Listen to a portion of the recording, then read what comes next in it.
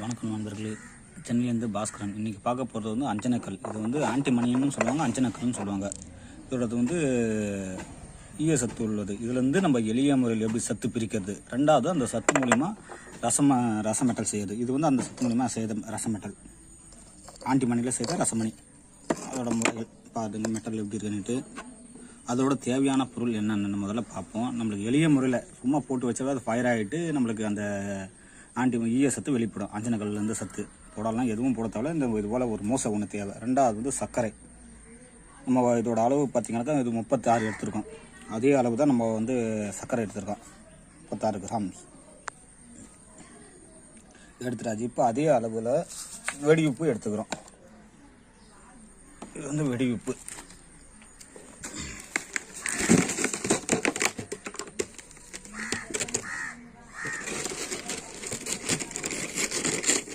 ரெண்டுத்தையும் நல்லா கல்வெட்டுக்கு அரைக்க போகிறோம்.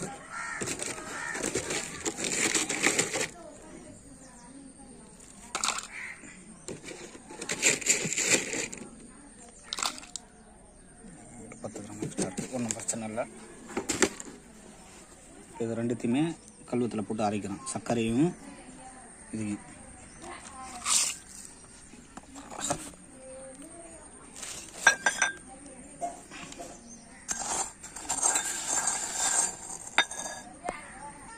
இது போல் நல்லா அரைச்சிடும். இது அரைச்சிட்டோன்னா அஞ்சனக்கல்ல சேர்த்து அரைக்க போகிறோம். இதை நிறைய இடத்துல வந்து ஜெயரசன் வீடியோவில் போடுறாங்க. அப்படியெல்லாம் ஆகாதுங்க, நம்பி பண்ணி வேஸ்ட் பண்ண வேணாம். ஏன்னா இதை போட்டுட்டு அஞ்சனக்கல் போட்டுட்டு அந்த மகா எக்ஸ்பிரன்ஸ் ஒரு சேனலில் போடுறாங்க, ஜெயரசன் சொல்லிட்டு. அதெல்லாம் போய்ங்க, அனுபவத்தில் வரல. நாங்கள் படத்தில் செய்திருக்கோம்.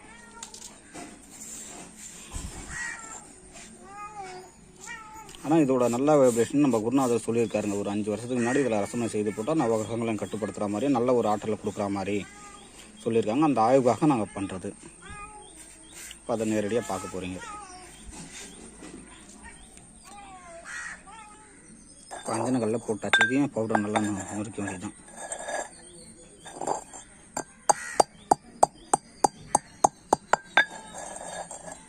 இப்போ என்ன பண்ணுறோம், இதை நல்லா அரைச்சிட்டாச்சு அஞ்சனக்கல்ல. இப்போ இது கூட வந்து வெடி உப்பும் சேர்த்து அரைச்சிக்கிறோம்.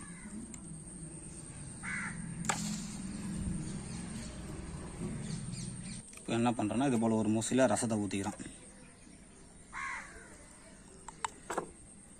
ரசத்தை பாருங்கள், இது போல் ஊற்றிக்கிட்டு நம்ம அரைச்ச அஞ்சனக்கல் சத்தை அந்த பொடியை போடுறோம்.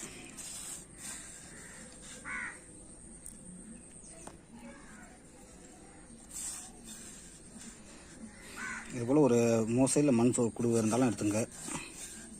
போட்டுட்டு இப்போ ஃபயர் பண்ணாவே இதோட சத்து இறங்கிடும் தனியாக. ஈயம் பிரிஞ்சிடும், அஞ்சனக்கல் ஈயம்.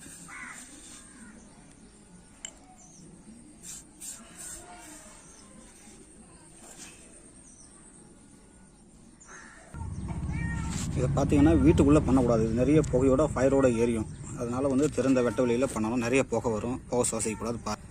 ஃபயர் பண்ண போகிறேன். வச்சிடறோம் கிட்ட. இது வந்து மேலே இது போல் பேப்பரை போட்டு தான் கொளுத்தணும். நம்ம கிட்ட இருந்தோம்னா மூஞ்சி கடிக்கும். நல்லா ஃபயராக எரியுது பாருங்கள். இது வந்து வெளியே தான் வச்சு பண்ணணும், இது போல் உள்ளே வச்சு பண்ணக்கூடாது. எவ்வளோ புகை வருது பாருங்கள்.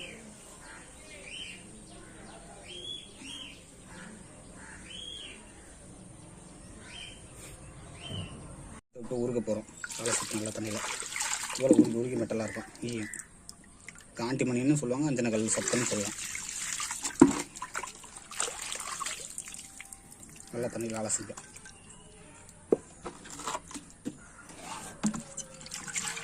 ஸ்டார்ட் பண்ணிக்கலாம்.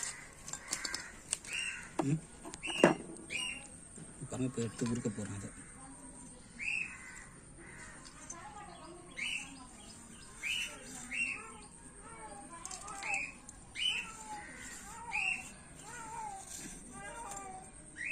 இது ஆய்வுக்காக தான். நீங்கள் பண்ண சொல்ல வந்து பெரிய அந்த மண் சட்டி கூட வச்சுக்கலாம். சின்ன அதை கொஞ்சமாக நான் செய்து காட்டுறதுக்காக தான். ரசமும் மெட்டலாக அந்த சத்து ஏறி இருக்குது, ரச சத்தம். இது ஒரு ஆய்வுக்காக வெளியிட்டுரு. நீங்கள் அது என்ன கான்செப்ட்டுக்கு தேவையோ அதை நீங்கள் பயன்படுத்திங்க. இதை உருக்க போகிறோம்.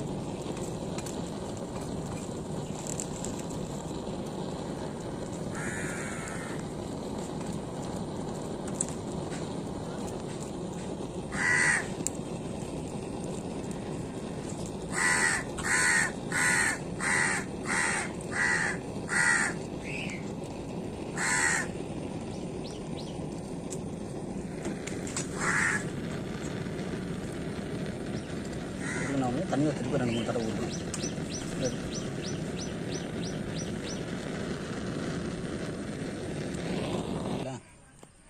கட் பண்ணியிருக்கேன். ஒரு நாளையும் இது கூட கொஞ்சம் கொஞ்சமாக எடுத்து போட்டுருவோம்.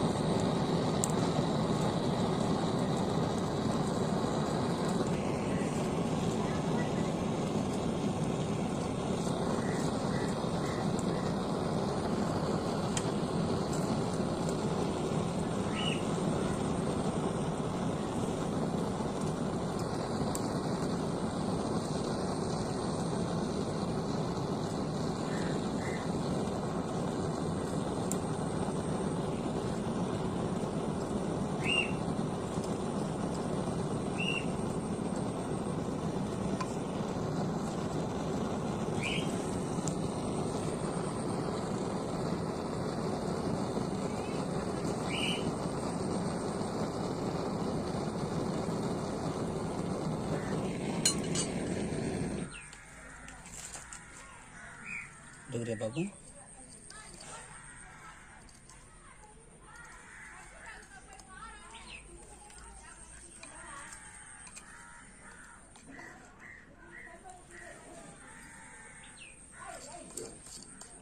இதெல்லாம் கூட காட்டலாம்.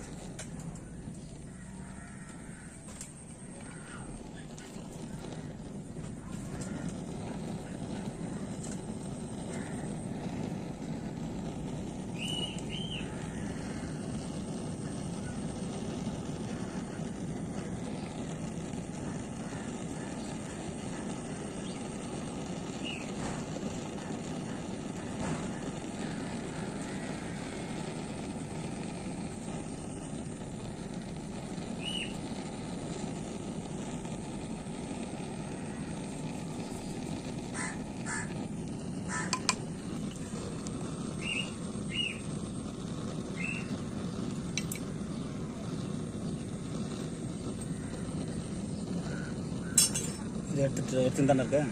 இது போல் ஒரு 3 தடவை உருக்கினாவே போதும். அந்த சத்து நல்லா வந்துடும். ரசமாக ஏறி இருக்குங்கிற அளவுக்கு.